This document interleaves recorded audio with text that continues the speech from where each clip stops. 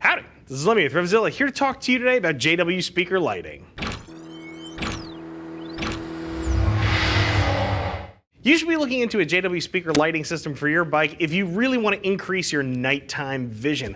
You should also be looking into these too if you want to reduce the electrical draw made upon your motorcycle. We'll talk a little bit more about that in just a moment. Now, Speaker is making a number of motorcycle-specific lights here, ranging in from very universal right up to very motorcycle-specific. So what I'd recommend each of you do if you're looking into a Speaker light is put your bike information into our bike finder. If anything very bike-specific exists, we're going to show you the stuff that fits your bike exactly. If nothing pops up, however, I think you'll find at the end of this video that these are actually very universal, and you can probably put one onto almost any bike that doesn't have a fairing-mounted headlight.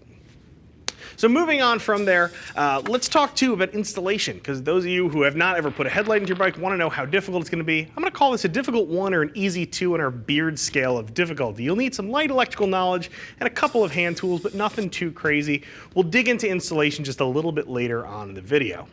Now, before we start discussing J.W Speaker products, I think we really need to kick off with who J.W Speaker is. This is a company that's been around since the 30s.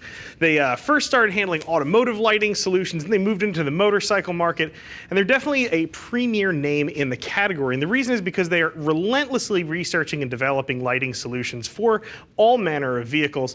These things really should be thought of as a lighting system. Don't think of these simply as a bulb replacement, because when you compare the cost of a bulb to the cost of something like a J.W Speaker system, they can seem wildly disparate, but really they're not the same product. You have to remember that when you're shopping for a speaker.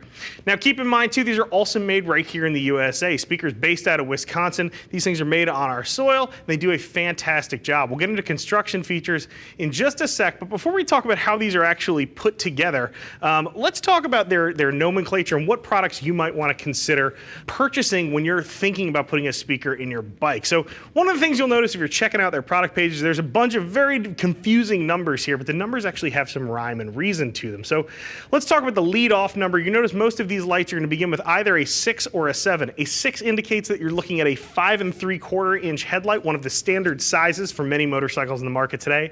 And if you see a 7, of course, that indicates it's a 7-inch style headlight. The slightly larger size, also very prevalent on a lot of motorcycles on the road. Now, moving to the other end of that number, if you look at what the numbers end in, it will also give you a little bit of information about what it is that you're working with. So anything that ends in a 0, you'll see as an insert. So this is actually meant to slide into an existing bucket. I'm thinking specifically those of you who are rocking, I say, a Sportster.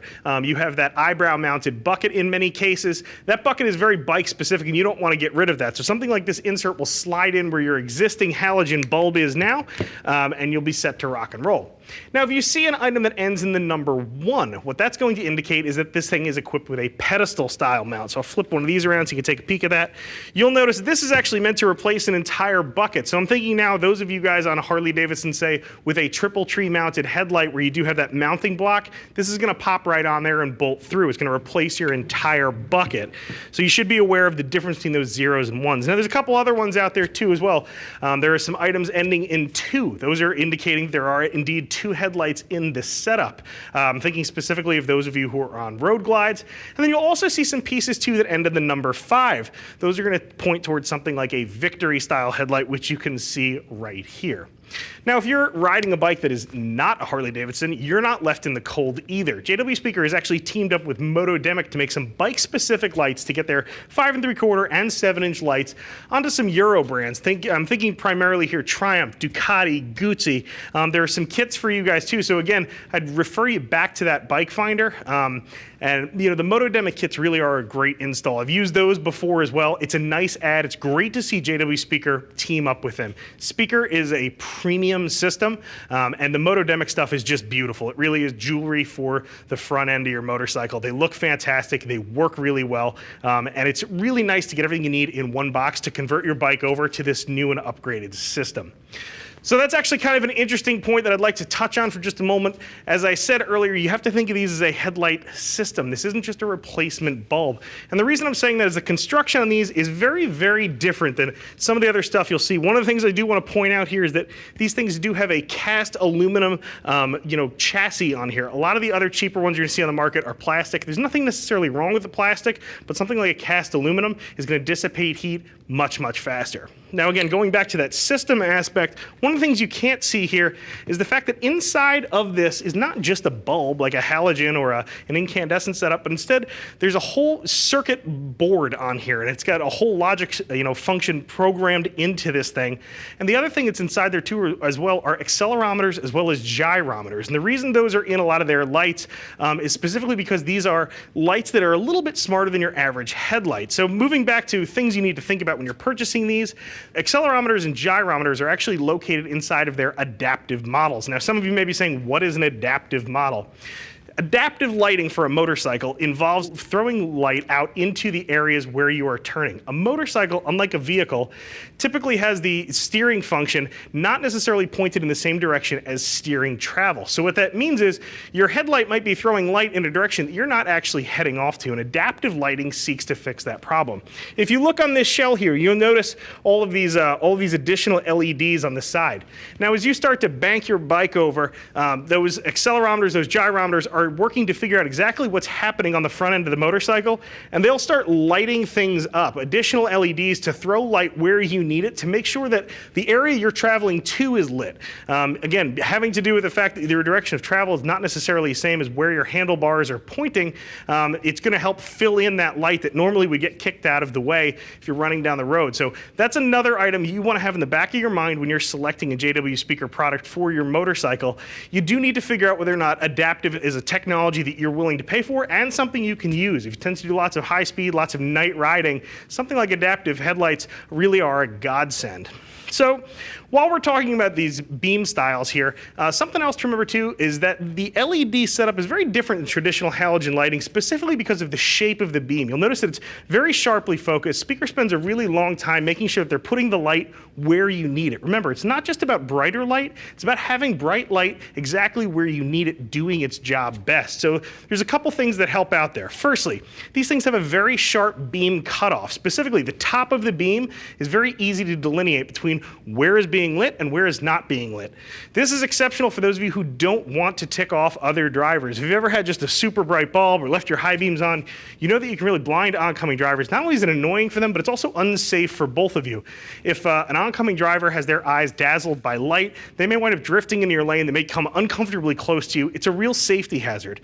Something like a properly designed speaker system, as opposed to some of those junk halogen replacement systems, will actually focus light in the places that it needs to be, and it will also keep light from being in places it doesn't need to be. It's really important as far as safety is concerned. Now, we're talking about beam shapes and styles. Again, one of the things that's important to remember about all of the speaker lights you can see up here is that these are dual fire systems, meaning that high beam is added on top of low beam. This is important because rather than having a traditional system where low and high are separate circuits, and when the high beam comes on, the low beam turns off, your eyes aren't forced to adapt to that new lighting scenario. Rather, the high beam adds light to the existing light pattern that's already out there. It's not nearly as jarring for your eye, and you don't have that moment of reaction when you're trying to reacquaint yourselves with what you're seeing in front of you. So the dual fire nature of these, I think, is really important.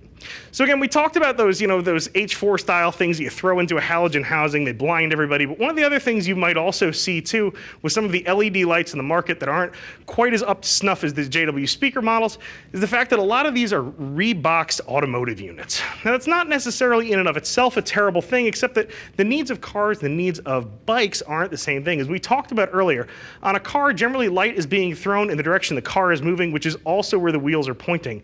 That's not necessarily the same thing with a motorcycle. For cars, it's important to have light reflected down and to the right in the United States and down and to the left for those of you in Europe where you drive on the left side of the road, and the beam patterns reflect that from the manufacturer. Again, with a motorcycle, that's not really necessary because the headlight is following the direction of travel, or in cases working opposite from it. It's a totally different set of demands for a motorcycle. Speaker makes a bunch of stuff for automotive applications, truck applications. However, they don't just rebox it and throw motorcycle stickers on there. Instead, these are designed specifically for motorcycles. That is really important. Something like an adaptive headlight, for instance, really hasn't come over from the car side of the world because there's no need for that.